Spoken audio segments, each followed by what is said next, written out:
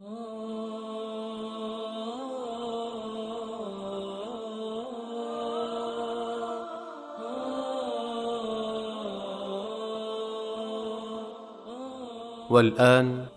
مع الدرس 67. الحمد لله رب العالمين، والصلاة والسلام على أشرف الأنبياء والمرسلين، أما بعد. قال الإمام مالك رحمه الله تعالى: باب ما جاء في الصرف. الصرف بيع نقد مقابل نقد. قال عن ابن شهاب عن مالك بن أوس بن الحدثان أنه التمس صرفا ب100 دينار. قال: فدعاني طلحة بن عبيد الله فتراوضنا، أي تفاوضنا، حتى اصطرف مني، وأخذ الذهب فقلبها في يديه، ثم قال: حتى يأتيني خازني من الغابة. غابة مكان بقرب المدينة، وعمر يسمع. ثم قال عمر: والله لا تفارقه حتى تأخذ منه. ثم قال رسول الله صلى الله عليه وسلم: الذهب بالورق ربا إلا هاء وهاء، والبر بالبر ربا إلا هاء وهاء، والتمر بالتمر ربا إلا هاء وهاء، والشعير بالشعير ربا إلا هاء وهاء. فحينئذ نقول بأن من باع ربويا بربوي يشاركه في العلة فلا بد من التقابض في المجلس، ولا يصح التأجيل حينئذ. قال مالك: إذا اصطرف رجل بدنانير دراهم ثم وجد فيها درهما زائفا فأراد رده، فحينئذ يبطل العقد الأول، ويرد إليه ورقه كلها ويأخذ دنانيره. وتفسير ما كره من ذلك حديث: الذهب بالورق ربا إلا هاء وهاء. قال عمر: إذا استنظرك إلى أن يلج إلى بيته فلا تنظره. وهو إذا رد عليه درهما من صرف بعد أن فارقه كان بمنزلة الدين، فلذلك كره ذلك وألغى عقد الصرف السابق. وإنما أراد عمر أن لا يباع الذهب والورق والطعام عاجلا بآجل، لئلا يكون في شيء من ذلك تأخير ولا نظرة، وإن كان من صنف واحد أو من أصناف مختلفة. قال المؤلف: باب المراطلة. والمراد بذلك معرفة المقدار. قال عن يزيد بن عبد الله بن قصيط أنه رأى سعيد بن المسيب يراطل الذهب بالذهب فيفرغ ذهبه في كفة الميزان، ويفرغ صاحبه الذي يراطله في كفة الميزان الأخرى، فإذا اعتدل لسان الميزان أخذ وأعطى. قال مالك: الأمر عندنا في بيع الذهب بالذهب والورق بالورق مراطلة، يعني قد عرف التساوي بينهما في الوزن، أنه لا بأس بذلك أن يأخذ 11 دينارا ب10 دنانير يدا بيد إذا كان وزن الذهبين سواء، فالعبرة بالوزن في الذهب والفضة، ولا نلتفت إلى مقدار النقد وإن تفاضل العدد.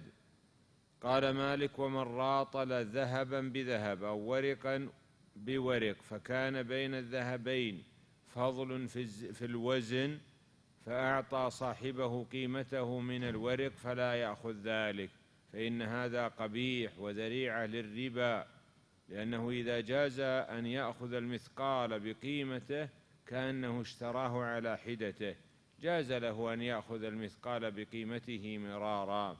قال مالك: لو أنه باع المثقال مفردا ليس معه غيره لم يأخذه بعشر الثمن الذي أخذه به، لأنه يجوز له البيع، فهذا ذريعة إلى إحلال الحرام والأمر المنهي عنه.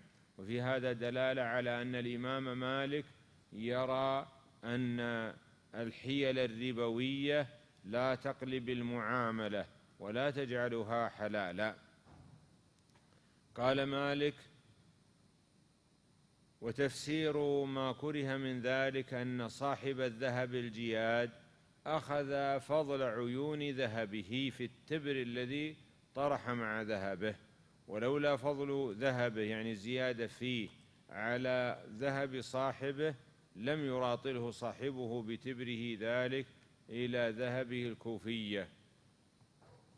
قال مالك: وكل شيء وصفنا من الذهب والورق والطعام لا ينبغي أن يبتاع إلا مثلا بمثل، لا بد من التساوي عند بيع الربوي بجنسه، فهذا لا ينبغي أن يجعل مع الصنف الجيد منه المرغوب فيه الشيء الرديء، لأنهم قد يجعلون بعض السلعة جيدة وبعضها رديئا من أجل أن يشترى الرديء في حضانة الجيد. قال الإمام مالك: باب العينة وما يشبهها. ثم روى عن نافع عن ابن عمر أن رسول الله صلى الله عليه وسلم قال: من ابتاع طعاما فلا يبعه حتى يستوفيه. وروى عن ابن دينار عن ابن عمر أن رسول الله صلى الله عليه وسلم قال: من ابتاع طعاما يعني اشترى فلا يبعه حتى يقبضه. وروى عن نافع عن ابن عمر: كنا في زمان رسول الله صلى الله عليه وسلم نبتاع الطعام فيبعث علينا من يأمرنا بانتقاله من المكان الذي ابتعناه فيه إلى مكان سواه قبل أن نبيعه، من أجل أن نتحقق من وجود القبض في ذلك. ثم روى عن نافع أن حكيم بن حزام اشترى طعاما أمر به عمر بن الخطاب للناس، فباع حكيم الطعام قبل أن يقبضه وقبل أن يستوفيه، فبلغ ذلك عمر فرده عليه وقال: لا تبع طعاما اشتريته حتى تقبضه وتستوفيه. قال مالك: بلغني أن صكوكا خرجت للناس في زمان مروان بن الحكم، يعني أوراق أو جلود وقع عليها ووضع عليها صك من أجل أن يتعامل بها الناس بمثابة الورق النقدي في عصرنا الحاضر.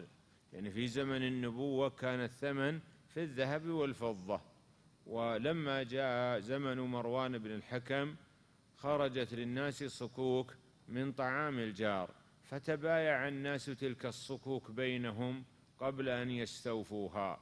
فدخل زيد بن ثابت ورجل من أصحاب النبي صلى الله عليه وسلم على مروان فقال: لا يحل بيع الربا يا مروان. قال: أعوذ بالله، وما ذاك؟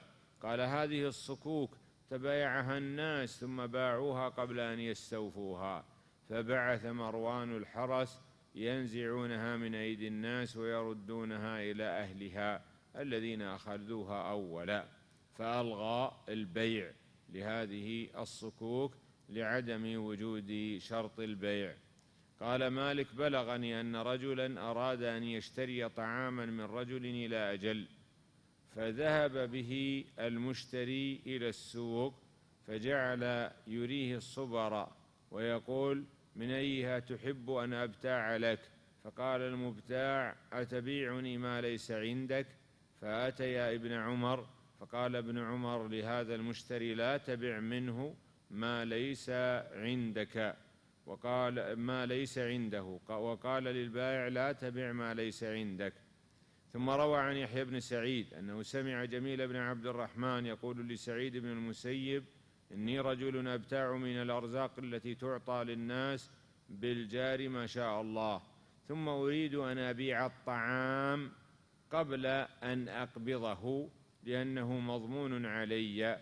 فقال سعيد: تريد أن توفيهم من تلك الأرزاق التي ابتعت أي اشتريت؟ قال: نعم. فنهاه عن ذلك. قال مالك: من اشترى طعاما من أي نوع فإن المشتري لا يجوز له أن يبيع شيئا من ذلك الطعام حتى يقبضه ويستوفيه. وقلنا بأن مذهب أحمد أن هذا الحكم يشمل جميع المكيلات ولو لم تكن مطعومة، وعند الشافعي أن هذا الحكم في جميع السلع، ولعل مذهب مالك هو الأرجح في ذلك. قال الإمام مالك: باب ما يكره من بيع الطعام إلى أجل. وروى عن أبي الزناد عن سعيد بن المسيب وسليمان أنهما كانا ينهيان أن يبيع الرجل حنطة بذهب إلى أجل ثم يشتري بالذهب تمرا قبل أن يقبض الذهب. هذه المسألة تسمى مسألة العينة، والمراد بذلك أن يكون عندي سلعة أقوم ببيعك هذه السلعة مقابل 1000 إلى أجل، ثم بعد ذلك أشتري منك هذه السلعة وأدفع لك 800 حاضرة، فحينئذ هذه السلعة لا حقيقة لها، وكأنني أخذت منك 800 الآن وسأدفع لك 1000 بعد حلول الأجل. فهذه هي بيع العينة، وجماهير أهل العلم على تحريمها. هذا مذهب أبي حنيفة ومالك وأحمد.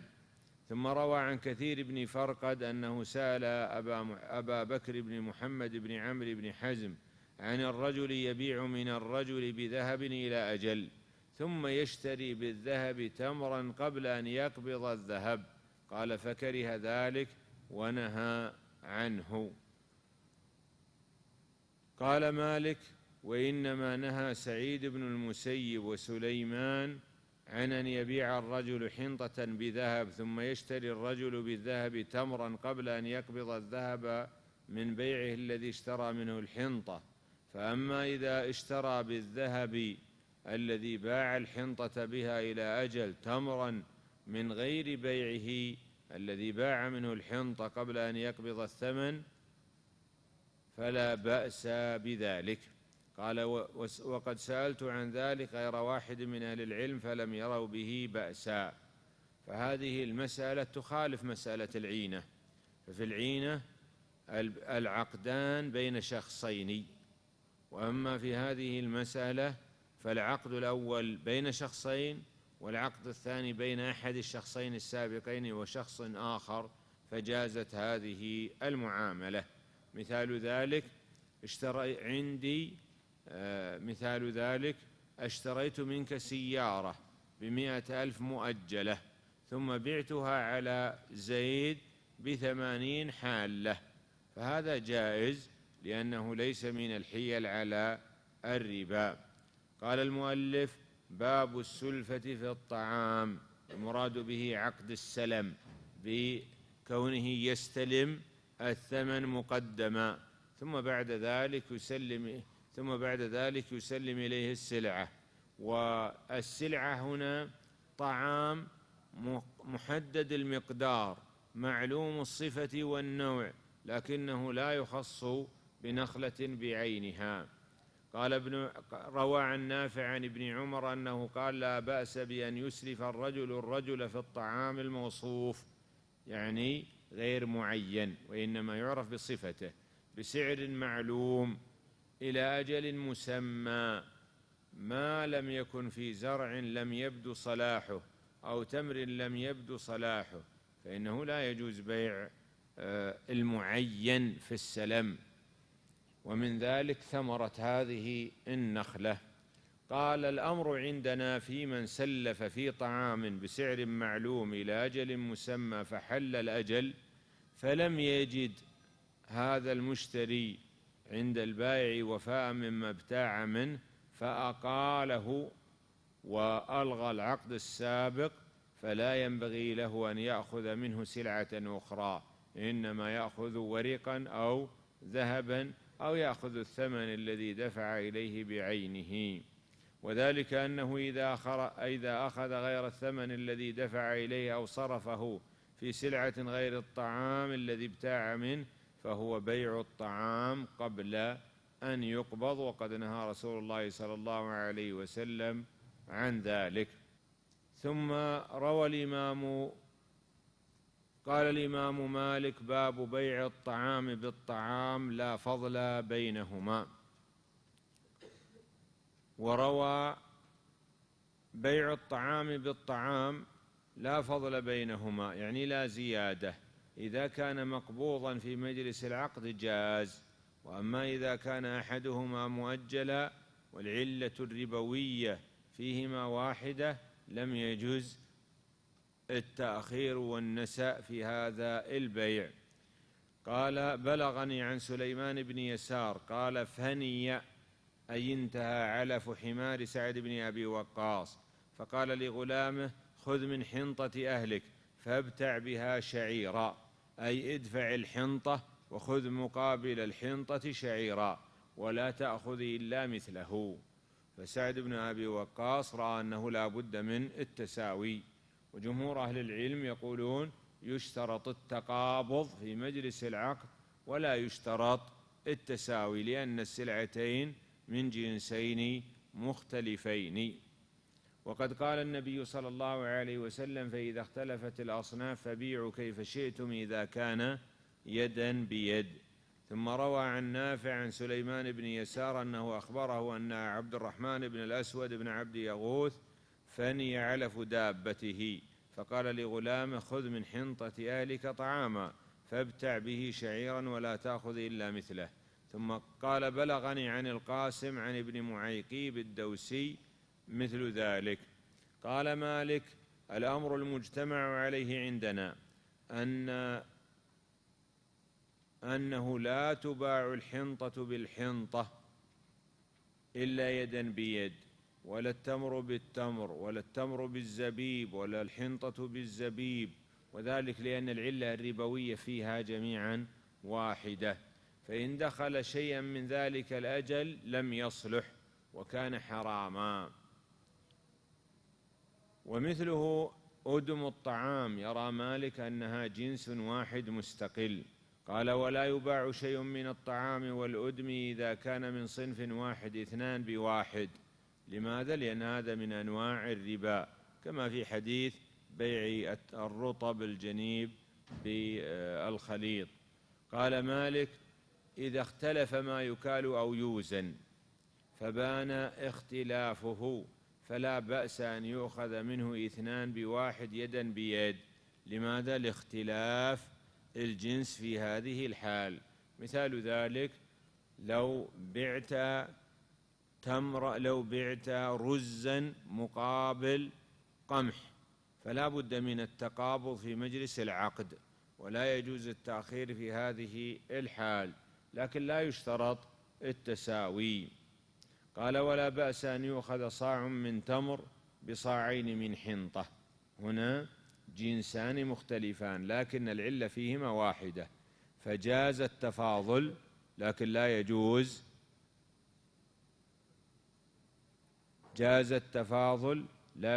يجوز النسأ والتأخير. قال: ولا يحل صبرة الحنطة بصبرة الحنطة. لماذا؟ الصبرة الطعام المكوم، لا يجوز أن تبيع صبرة حنطة بصبرة حنطة، لأن التساوي مجهول، والجهل بالتساوي في باب الربا كالعلم بالتفاضل. قال: ولا بأس بصبرة الحنطة مقابل صبرة التمر. لماذا؟ لأن الجنسين مختلفان، فجاز التفاضل بينهما بشرط التقابض. قال مالك: ومن صبر صبرة طعام، عنده صبرة طعام مكوم وقد علم كيلها ثم باعها جزافا بدون أن يحدد مقدار الكيل وكتم على المشتري كيلها فإن ذلك لا يصلح، إنما جاز بيع الصبرة والطعام الجزاف إذا لم يعلم كيله، فإذا علم كيله لا بد من تعيينه. قال: وكل ما اختلف من الطعام والأدم فبان اختلافه فلا بأس أن يشترى بعضه ببعض جزافا، لأن اختلف الجنس هنا. فإن دخله الأجل فلا ريب، لأنه إذا بيع الربوي بربوي من جنسه له نفس العلة فلا بد من التقابض في مجلس العقد. قال مالك: ولا خير في الخبز قرص بقرصين. لماذا؟ لأنه هنا بيع ربوي بربوي من جنسه، أحدهما متفاضل، والصناعة لا تأثير لها في هذا الباب.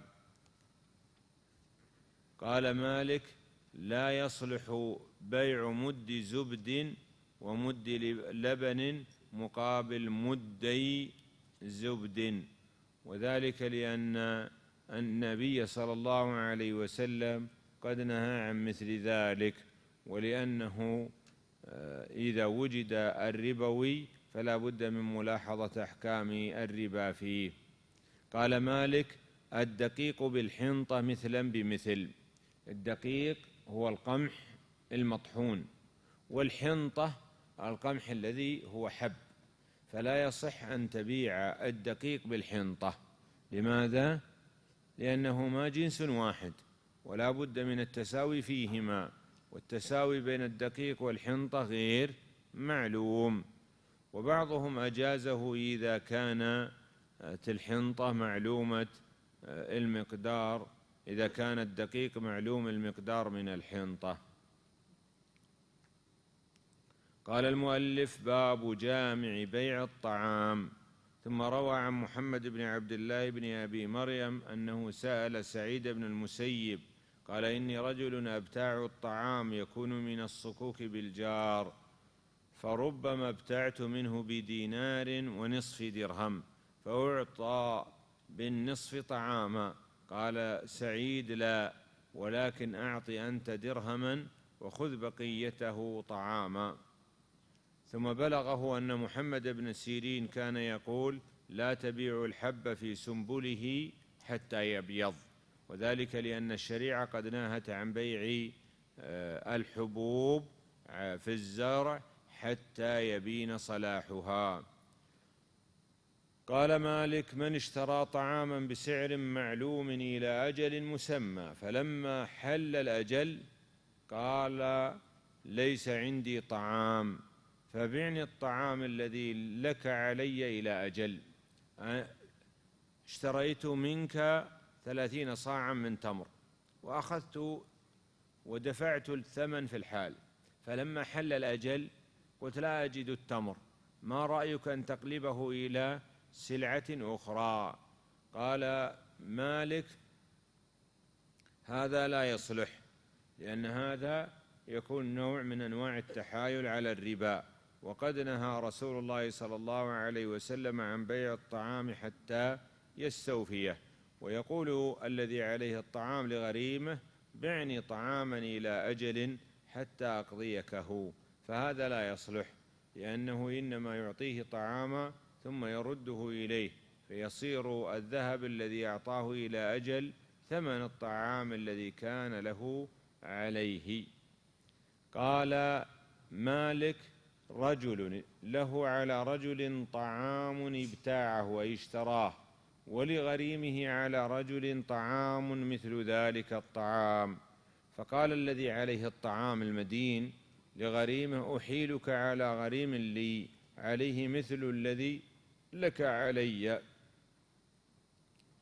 قال الإمام مالك: إن كان الذي عليه الطعام أراد أن يحيل غريمه بطعام ابتاعه منه فهذا لا يصلح، لأن حينئذ يكون من بيع الربوي بربوي يماثله في العلة أحدهما مؤجل.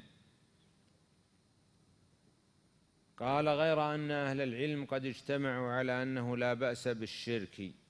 أشتري أرضا أو طعاما فأقول: تشاركني فأعطيك نصف تلك السلعة بنصف ثمنها، أو التولية بأن أبيعك بنفس السعر الذي اشتريت به، أو الإقالة.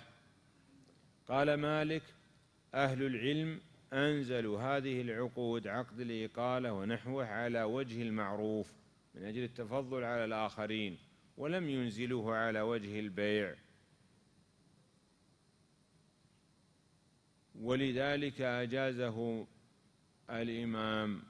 قال مالك: ومما يشبه ذلك أن رسول الله صلى الله عليه وسلم نهى عن المزابنة وأرخص في بيع العرايا بخرصها من التمر، وإنما فرق بين ذلك أن المزابنة بيع على وجه المكاسبة والتجارة، وبيع العرايا على وجه المعروف. قال مالك: ولا ينبغي لرجل أن يشتري طعاما بربع أو ثلث من درهم على أن يعطى بذلك طعاما إلى أجل، ولا بأس أن يبتاع الرجل طعاما بكسر من دراهم إلى أجل ثم يعطي درهما ويأخذ بما بقي له من درهمه سلعة من السلع. قال مالك: لا بأس أن يضع الرجل عند الرجل عارية درهما ثم يأخذ منه بربع أو ثلث أو بكسر معلوم سلعة معلومة لم يكن فيها سعر معلوم، وذلك لأن هذا من عقود الغرر، فإنه قد تقل الأثمان في يوم وقد تكثر في يوم آخر. قال مالك: من باع طعاما جزافا بدون كيل ولم يستثن منه شيئا ثم بدا له أن يشتري منه شيئا فإنه لا يصلح له أن يشتري منه شيئا إلا إذا كان يجوز له أن يستثنيه له وكان دون الثلث. قال المؤلف: باب الحكرة والتربص. ثم روى قال: بلغني أن عمر قال: لا حكرة في سوقنا، يعني الاحتكار من المعاملات التي جاءت الشريعة بالنهي عنها، والاحتكار المراد به حبس السلعة من أجل أن ترتفع قيمتها في السوق، فإذا ارتفعت قيمتها في السوق قام ببيع سلعته من أجل أن يكسب المال. لعلنا إن شاء الله تعالى نأتي إلى تفصيل ذلك في لقاء آت. هذا والله أعلم، وصلى الله على نبينا محمد وعلى آله وصحبه أجمعين.